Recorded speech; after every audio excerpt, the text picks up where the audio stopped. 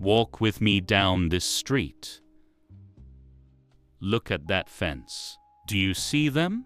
Dozens of small, gray lockboxes, clinging to the metal bars like barnacles on a sinking ship. 5 years ago, this wasn't a hotel lobby. This was a neighborhood.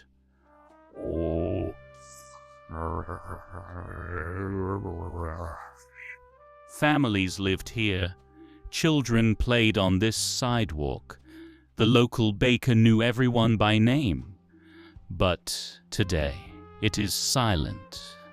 Those lockboxes are the tombstones of a community. We were sold a dream, weren't we? The gurus on TikTok told you it was easy. Buy a property, put it on Airbnb, charge $200 a night, and retire in Bali. It was the ultimate passive income hack, the gold rush of the 20th century. It felt like free money. But here is the thing about gold rushes. Eventually, the gold runs out. And when the music stops, someone is left holding the bag. Today, we are not talking about how to get rich. We are talking about survival. Welcome to the Airbnb crisis. The party is officially over. Disclaimer: market analysis only, not financial advice. Quick note: this documentary analyzes current US market trends and economic data. Real estate is local and risks vary.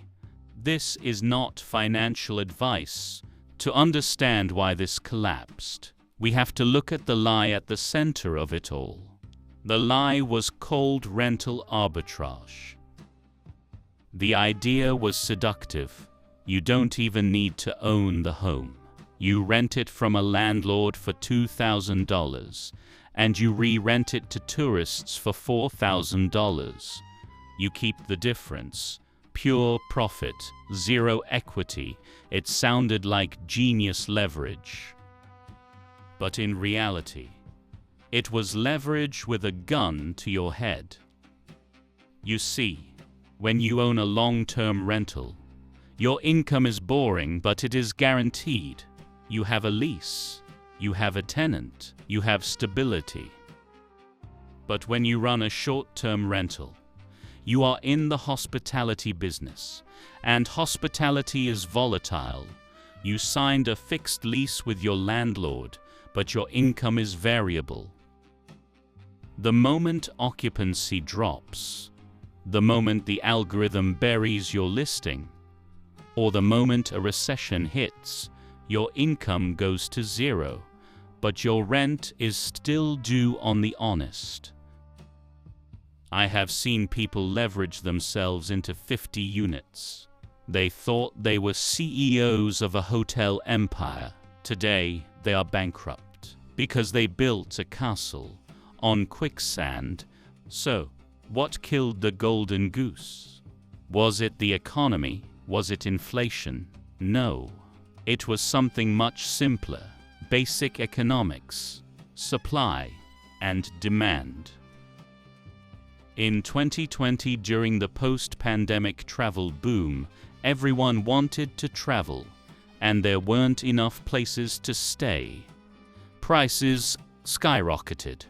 Greed kicked in. Everyone, and the first mean everyone, decided to become a host. Investors bought up starter homes. Families converted their garages. Wall Street bought entire apartment blocks. I have seen data from cities like Phoenix and Austin where the supply of Airbnbs increased by 60% in a single year.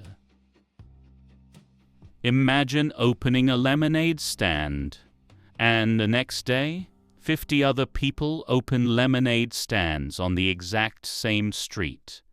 What happens? A race to the bottom. Hosts are now slashing prices just to cover the cleaning fee. They are fighting for scraps. The passive income dream has turned into an active nightmare of changing bed sheets, answering angry messages at 3 a.m., and praying for a booking. But numbers on a spreadsheet don't tell the whole story. There is a human cost to this greed, and this is why I say this crisis was inevitable. You cannot turn a residential neighborhood into a commercial hotel zone without consequences. Imagine living next door to a party houses. Every Thursday, a new group of strangers arrives. Bachelorette parties, loud music, trash in the hallway. They don't care about the neighborhood.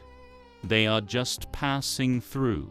The local coffee shop closes because tourists don't buy groceries. They go to restaurants downtown. Schools lose students because families can't afford to live there anymore. The social fabric tears apart. I am a capitalist. I believe in profit, but profit at the expense of the community is not a business. It is a parasite. And now, the host is fighting back. This is the final nail in the coffin. The Airbnb bust isn't just about market forces. It is about the law. Cities around the world have had enough. New York City effectively banned short-term rentals with Local Law 18, San Francisco, Dallas, Atlanta, implementing strict caps. The NIMBYs, not in my backyard, have won, and frankly, they should. If your entire business model depends on a regulatory loophole that the government is trying to close, you don't have a business. You have a ticking time bomb. And for many hosts, that bomb just exploded. Listings are being delisted overnight. Income streams are vanishing instantly. The assets they bought at inflated prices specifically for Airbnb are now flooding the market for sale. But guess what? No one wants to buy them, because with interest rates at 7%, the numbers don't make sense as a regular rental. They are trapped. So, is real estate dead? Is video 08 wrong? No. Real estate is not dead. Speculation is dead. The get-rich-quick era of the 2020s is over. The get-rich-slow era is back. The strategist is pivoting. We are going back to basics. Long-term rentals. 12-month leases. Boring tenants who pay on time and treat the house like a home. It is not flashy. You won't make a viral TikTok about it. But it is stable. It survives recessions, and it builds communities instead of destroying them. In a world of chaos, boring is the new exciting. Don't try to be a hotelier, be a landlord. But even this is just a small part of a much bigger picture. The middle class is being squeezed not just by housing, but by an economic force that is splitting society in two. Next video, the grand finale. We ask the most dangerous question of all. Is the middle class officially dead? I am the strategist. Class dismissed.